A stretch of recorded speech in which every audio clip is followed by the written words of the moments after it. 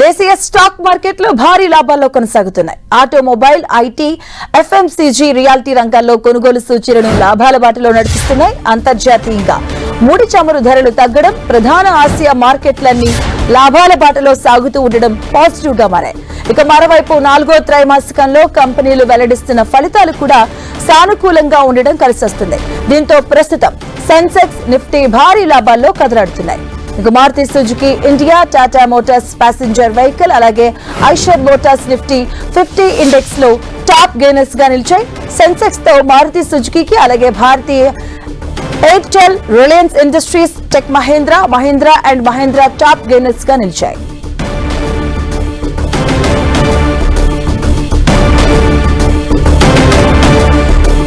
భారీ లాభాల్లో స్టాక్ మార్కెట్లు అయితే కొనసాగుతున్నాయి. 900 పాయింట్లు లాభపడింది సెన్సెక్స్. ఆటోమొబైల్, అలాగే ఐటీ, ఎఫ్ఎంసీజీ, రియాలిటీ రంగాల్లో అయితే కొనుగోలు సూచీలను లాభాల బాటలో నడిపిస్తున్నటువంటి సిచ్యువేషన్ చూస్తున్నాం. 250 పాయింట్లకు పైగా లాభాల్లో నిఫ్టీ కొనసాగుతుంది.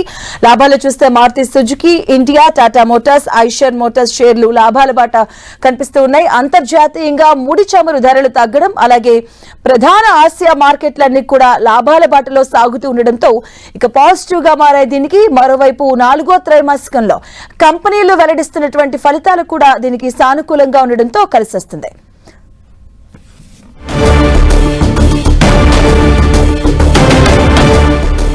ఇదే అంశంపై మనతో మాట్లాడడానికి క్రాంతి బతిని గారు ఉన్నారు, మార్కెట్ అనలిస్ట్. ఆయనతో మాట్లాడదాం. సార్ నమస్తే అండి. నమస్తే అండి. సో లాభాల్లో చూస్తూ ఉన్న స్టాక్ మార్కెట్స్, సో మీ వ్యూ ఏంటండి, దీనిపైన ఎలా ఉండబోతుంది ఫర్దర్ గా? ప్రస్తుతం అయితే మనం చూసినట్లయితే లాస్ట్ వీక్ మార్కెట్స్ కొంచెం ఒడిదుడుకులకు లోనై 24,000 లెవెల్ కి రావటం మనం చూసాం. అక్కడి నుంచి మళ్ళీ మనం ఒక పుల్ బ్యాక్ రివర్సల్ ర్యాలీ అనేది ప్రస్తుతం మార్కెట్ లో చూస్తున్నాం. మిడిల్ ఈస్ట్ లో అన్కన్క్లూజివ్ గా థింగ్స్ ఉండటం, అంతేకాకుండా మన ఇండియాలో గనక రిజల్ట్స్ సీజన్ కనుక చూసినట్లయితే రిజల్ట్స్ లో ఎక్కడ నెగిటివ్ సర్ప్రైజెస్ లేకపోవడంతో ప్రస్తుతం మార్కెట్ లో ఒక బాటమ్ ఫిషింగ్ అనేది చాలా స్ట్రాంగ్ గా జరుగుతుంది. డొమెస్టిక్ ఇన్స్టిట్యూషనల్ ఇన్వెస్టర్స్ కంటిన్యూస్ గా బయింగ్ చేస్తూ ఉండటంతో ప్రస్తుతం మార్కెట్ లో ఒక స్ట్రాంగ్ రీబౌండ్ అనేది మనం చూస్తున్నాం. కానీ ఇప్పుడు ఇంపార్టెంట్ అంశం ఏంటంటే ప్రస్తుతం 24,500 లెవెల్ అనే నిఫ్టీకి చాలా క్రూషియల్. ఎందుకంటే లాస్ట్ టైం కూడా ఆ లెవెల్ కి వచ్చి మళ్ళీ మార్కెట్ మళ్ళీ రివర్సల్ అవడం మనం చూస్తున్నాం. సో ప్రస్తుతం మార్కెట్ ఒక రేంజ్ బౌండ్ లో ఉంది. ఈ రోజు కొంచెం ఐటీ స్టాక్స్ లో కొంచెం బయింగ్ ఇంట్రెస్ట్ రావడంతో మార్కెట్ ఇప్పుడు చాలా పాజిటివ్ గా నిఫ్టీ మరియు సెన్సెక్స్ అయితే 900 పాయింట్ల దాకా అప్ ఉండటం మనం చూస్తున్నాం. రైట్ అండి. And what about gold and silver అండి, దీనిపైన ప్రభావం ఎలా ఉండే అవకాశం ఉంటుంది? ప్రస్తుతం మనం చూసినట్లయితే global crude oil prices strong గా బ్రెంట్ క్రూడ్ చూసినట్లయితే $110 పర్ బ్యారెల్ ఉంటాం మనం చూస్తున్నాం.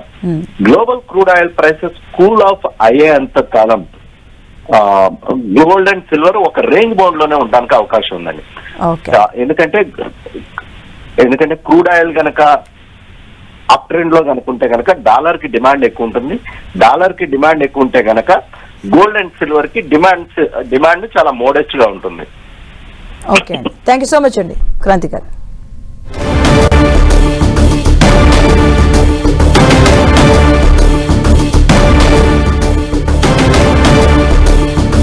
ఇక భారీ లాభాల స్టాక్ మార్కెట్లు అయితే కొనసాగుతూ ఉన్నాయి.